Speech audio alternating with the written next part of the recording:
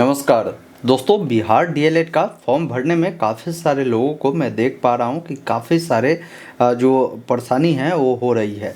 जैसे बहुत सारे लोगों को मैं देख रहा हूँ कि डॉक्यूमेंट को अपलोड करने में प्रॉब्लम हो रहा है, काफ़ी सारे कैंडिडेट को फ़ोटो सिग्नेचर को अपलोड करने में प्रॉब्लम हो रहा है, बहुत सारे कैंडिडेट को जो जानकारी पूछी जा रही है उसको भरने में कई सारे प्रॉब्लम हो रहे हैं। इस वीडियो को अगर आप देखते हैं ना तो यकीन मानिए बिहार डीएलएड का फॉर्म भरने में कहीं भी आपको किसी भी प्रकार की कोई परेशानी या कोई मिस्टेक आपको नहीं होगी।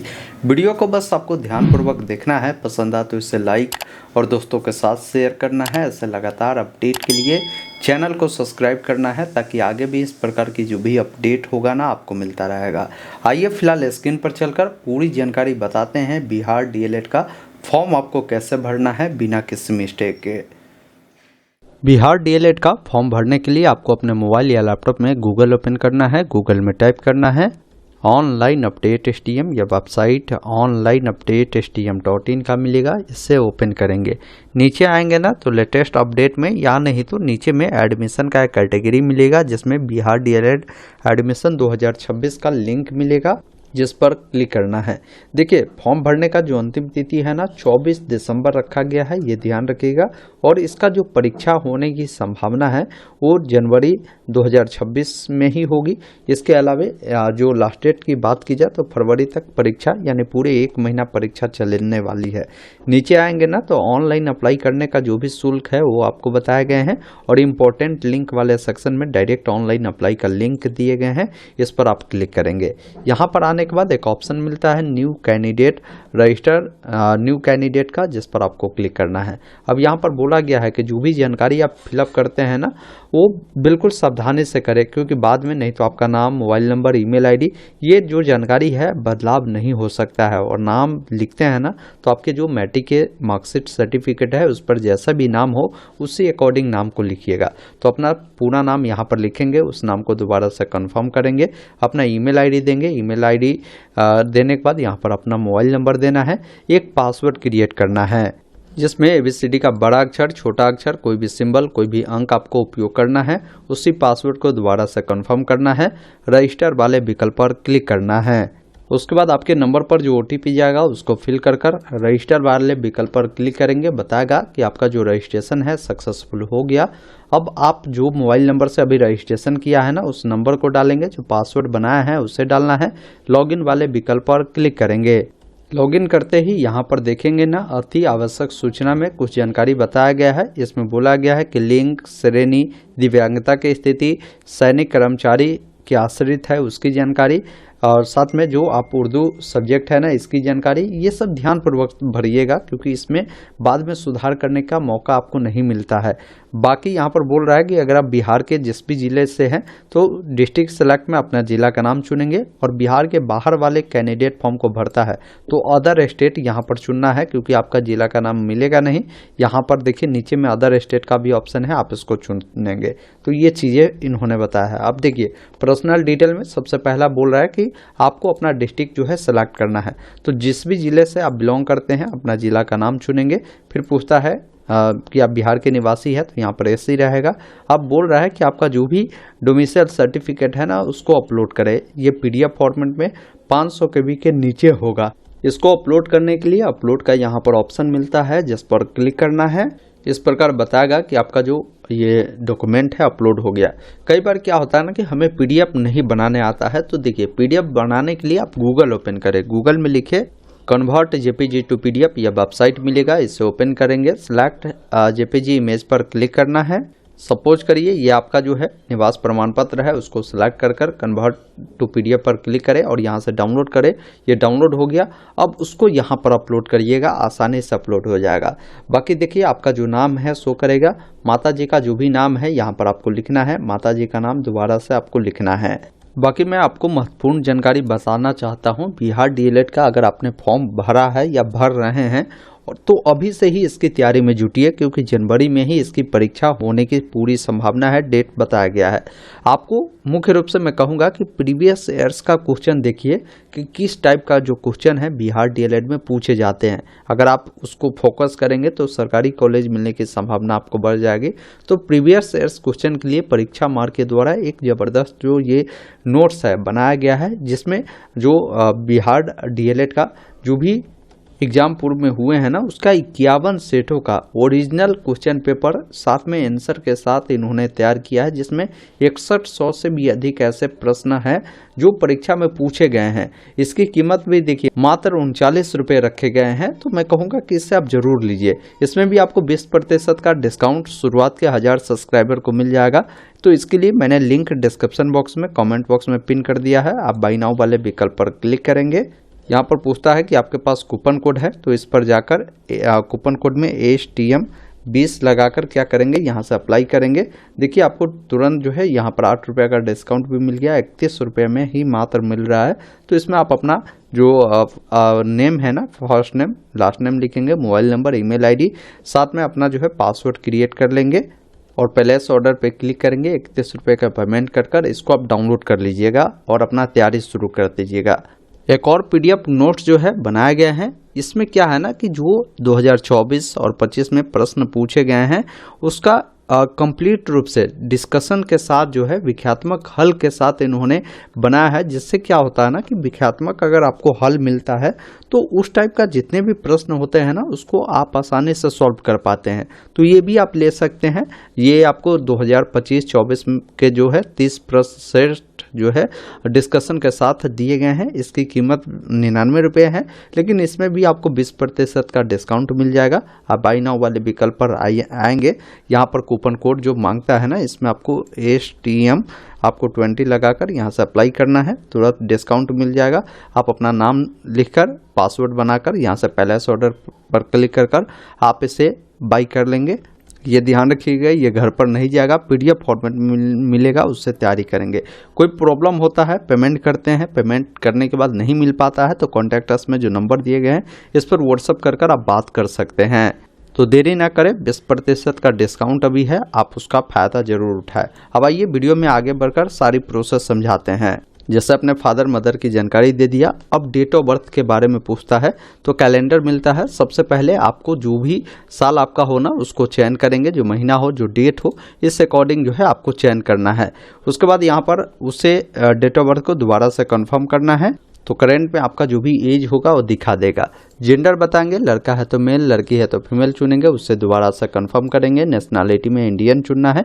कैटेगरी बताना है, अगर आप जनरल है, EWS है, SC है, ST है, वो बताएंगे। देखिए यहाँ पर EWS अगर है तो आपको EWS सर्टिफिकेट देना होगा। वही BC है तो आपको NCL सर्टिफिकेट जो बिहार लेवल का होता है ना, वो वाला आपको देना होगा। वही SC ST को कास्ट सर्टिफिकेट देना होता है। तो ये चीज़ें आप दोबारा से कंफर्म करेंगे। और यहाँ पर देखिए कैटेगरी सर्टिफिकेट बोल रहा है, तो ये नहीं कि कास्ट सर्टिफिकेट दे देंगे। NCL BC के केस में मांगा जाता है आरक्षण का लाभ लेने के लिए, तो NCL ही दीजिएगा। और यहाँ से आप डॉक्यूमेंट को देख भी सकते हैं। अब पूछता है कि अगर आप दिव्यांग है तो इस करें, नहीं तो नहीं वाले विकल्प पर आपको क्लिक करना है। वही कोई जो है डिपेंडेंट है, चाहे वो उनका सन है या डॉटर है, रिटायर्ड सर्विसमैन का, तो आप बताएं, नहीं तो नहीं वाले विकल्प पर क्लिक करेंगे, उससे दोबारा से कंफर्म करना है।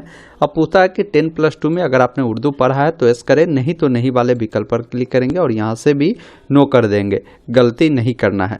फिर देखिए 12th में पूछता है कि आपका क्या स्ट्रीम रहा था, आपने साइंस पढ़ा था, आर्ट पढ़ा था, कॉमर्स पढ़ा था, वो बताएंगे, उसे दोबारा से कंफर्म करेंगे। फिर पूछता है कि इंटरमीडिएट आप पास कर चुके हैं तो आप यस करेंगे। पास अगर कर चुके हैं तो यहाँ पर क्या है ना कि आपको मैट्रिक और इंटर की जानकारी बतानी होगी। बहुत सारे बच्चे जो है इंटर का परीक्षा 2026 में पास करेंगे, तो आप यहाँ पर नो करेंगे तो पूछेगा कि आप 2026 में इंटर पास करने वाले हैं, तो आप यहाँ पर यस करेंगे। तो सिर्फ मैट्रिक की जानकारी ही आपसे मांगेगी, ये आपको विशेष तौर पर ध्यान रखना है। बाकी यस करेंगे तो फिर पूछेगा कि भाई मैट्रिक आपने जो किया है किस बोर्ड से किया है, यहाँ पर बोर्ड का नाम आपको चुनना है। मैट्रिक आपका रोल कोड क्या है, आपका रोल नंबर क्या है वो बताएंगे। किस वर्ष आपने पास आउट किया है, पासिंग ईयर आपको बताना है। यहाँ पर देखिए ऑप्टेन मार्क्स पूछ रहा है, मतलब आपको नंबर कितने मिले हैं। जैसे बिहार बोर्ड में 500 का एग्जाम होता है, 500 में किसी का 300 नंबर मिला तो ऑब्टेन मार्क्स में 300 बताएगा। डिवीजन बताएगा कि भाई फर्स्ट डिवीजन है या सेकंड डिवीजन है वो बताएगा, और उनका क्या परसेंटेज है वो बताएंगे। अब जो भी परसेंटेज है आप निकाल कर यहाँ पर बताएंगे। फिर जो भी आपका जो है ये 10th का आपका जो मार्कशीट है ना उसको PDF फॉर्मेट में अपलोड करेंगे।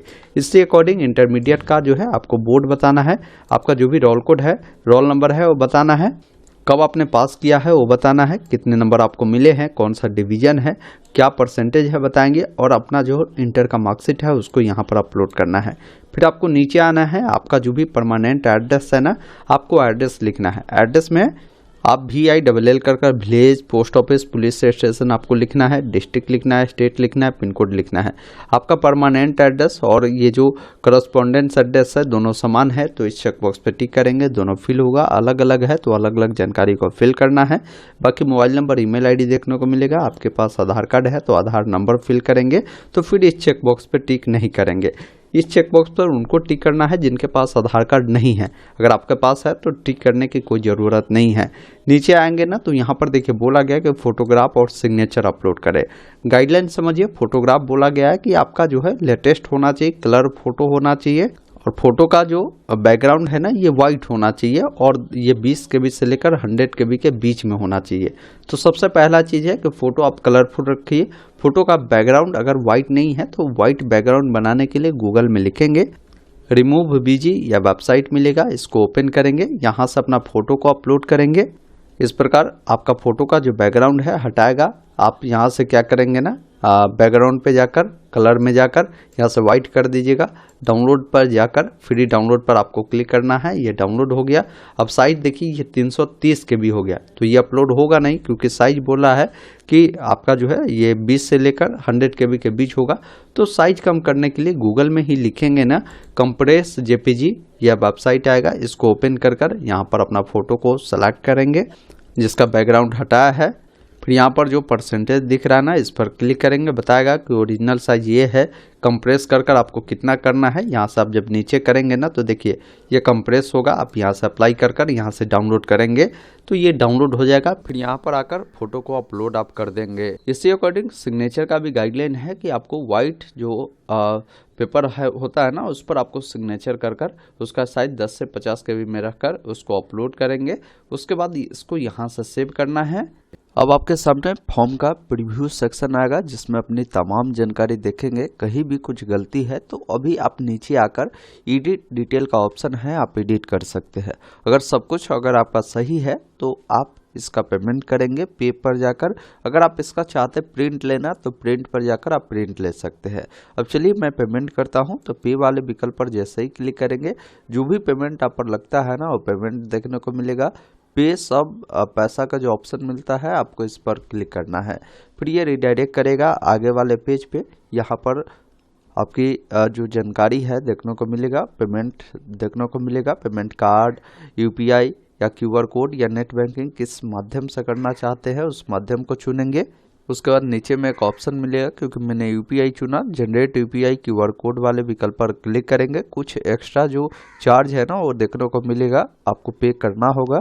उसके बाद आपके सामने इस प्रकार QR कोड आएगा, इसको स्कैन कर आपको पेमेंट करना है।